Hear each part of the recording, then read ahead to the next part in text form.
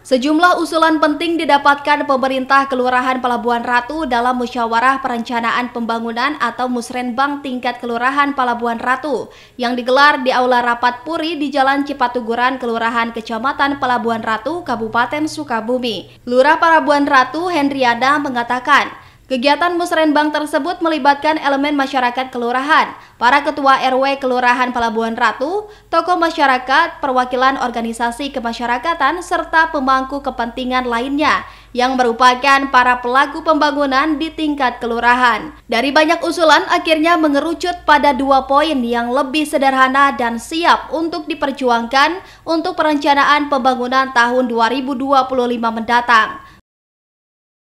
Kami melaksanakan kegiatan musyawarah rencana pembangunan di tingkat kelurahan ini yang memang merupakan agenda tahunan. Musrenbang kelurahan ini dilakukan memang untuk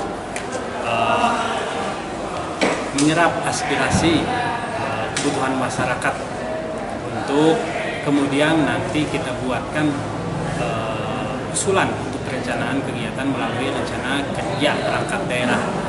Dan dalam hal ini wilayah Kelurahan Pelabuhan Ratu kita susun tuh rencana-rencana usulan kegiatan prioritas dari lingkungan.